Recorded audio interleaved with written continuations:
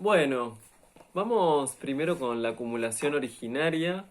Ustedes tenían un texto que está dentro de este libro con este capítulo, la llamada acumulación originaria.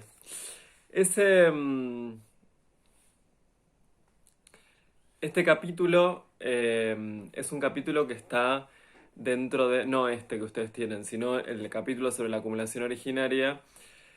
Es un capítulo que está, el capítulo 24 del Capital. El Capital es como el libro más importante de la obra de Marx. Marx está durante dedica casi toda la década del 50 a escribir el Capital, ¿no?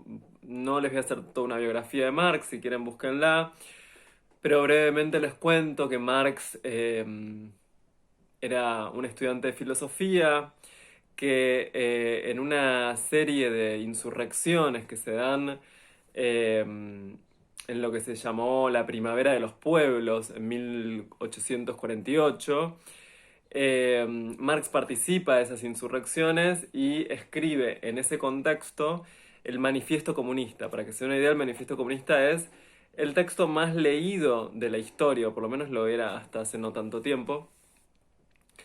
Y a raíz de eso comienza a ser perseguido y se tiene que exiliar. Primero se exilia en Francia y luego se exilia en Inglaterra. Y en Inglaterra está como en el lugar privilegiado para poder estudiar eh, precisamente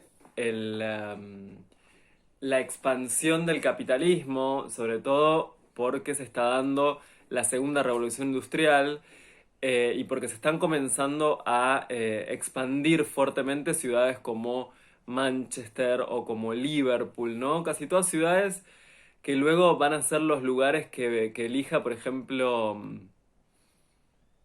un autor como Dickens, como Charles Dickens, para escribir Hard Times o para escribir que son como novelas que están ambientadas en estas ciudades que son muy fabriles, muy feas, contaminadas, generalmente con problemas de infraestructura porque reciben mucha gente desde el campo y las reciben con problemas infraestructurales, no tienen infraestructura para recibirlas.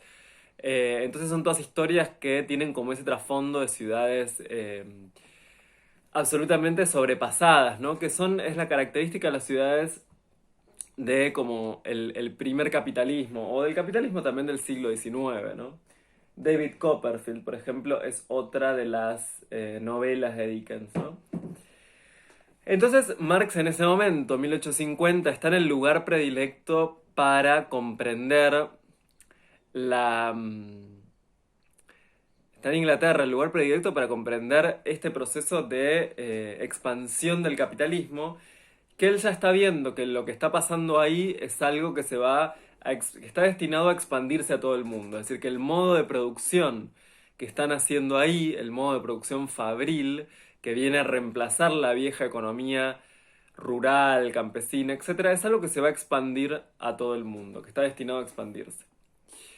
Em, y aparte, en ese contexto pueden leer a los grandes economistas liberales del siglo XVIII, como por ejemplo Adam Smith, o a un montón de autores liberales como John Locke,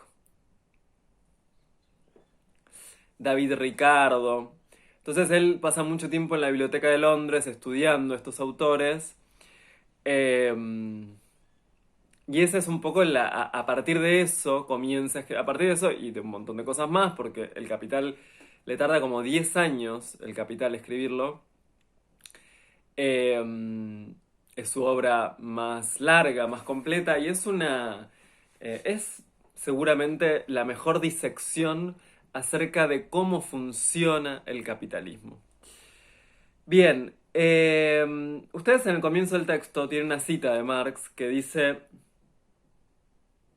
sabido es que en la historia real desempeñan un gran papel la conquista, la esclavización, el robo y el asesinato. La violencia, en una palabra. En la dulce economía política, por el contrario, fíjense esto, en la dulce economía política. En la dulce economía política, por el contrario, ha reinado siempre el idilio. ¿Qué quiere decir como esta chicana, digamos? Esta ironía, la dulce economía política. ¿Por qué? ¿Qué es esto de la dulce economía política? Se está refiriendo precisamente a los autores liberales, a los economistas liberales. ¿Por qué? Bueno, luego lo va a explicar. Porque los liberales van a hacer una narración respecto a cómo surgió el capitalismo. Ustedes piensen esto, que había que explicar cómo es que se habían formado ciudades con tanta desigualdad, como puede ser Manchester, Liverpool, las que dije antes, estas ciudades fabriles, incipientes, con muchísima, muchísima desigualdad, que en la ciudad la desigualdad siempre es más notoria que en los ámbitos rurales, ¿no? ¿Cómo es que habían surgido estas ciudades tan desiguales? Y la respuesta a eso, que es también la explicación de cómo había surgido el capitalismo, porque el capitalismo había dado lugar a ese tipo de formaciones de ciudades. Y la respuesta que puede dar que da los liberales clásicos, como por ejemplo Adam Smith, es que durante mucho tiempo eh, se fueron desarrollando asimétricamente dos clases sociales con tendencias opuestas. Es decir, una clase social laboriosa, trabajadora, honrada, etc. Y otra clase social dispendiosa, gastadora, vagos, ¿no? Descamisados, dice también, etc. Bien, a esto Marx lo va a llamar el idilio, es una explicación idílica. Es una explicación idílica. ¿Por qué es una explicación idílica? Porque en filosofía nosotros decimos que Marx es un materialista. ¿Qué quiere decir que sea un materialista? Quiere decir, no tiene que ver con la connotación como cuando uno dice que alguien es materialista porque consume.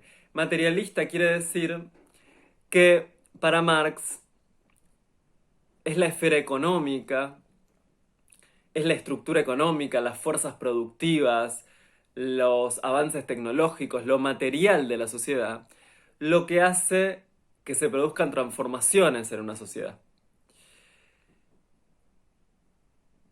En cambio, lo contrario, ¿qué sería? Lo contrario sería decir que la sociedad cambia no a partir de las urgencias materiales, de los cambios materiales, de las innovaciones tecnológicas, etc., sino que cambian primero a partir de una idea, de una conciencia, y a partir de las ideas, de los cambios de mentalidades, se producen cambios sociales. Marx va a decir, no, los cambios sociales, por ejemplo, pensemos en Internet, ¿no? Nosotros, desde una perspectiva materialista, podemos decir, es un cambio tecnológico como Internet, una nueva fuerza productiva, una nueva fuerza de comunicación, etc., una invención tecnológica, lo que precipita cambios en nuestras mentalidades, en nuestras relaciones sociales, etc. ¿Sí?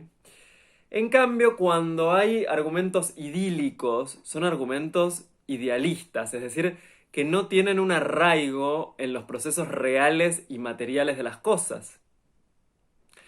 Entonces, ¿qué nos dice Marx acá? Sabemos que en la historia desempeñan un gran papel la conquista, la esclavización, el robo, etc.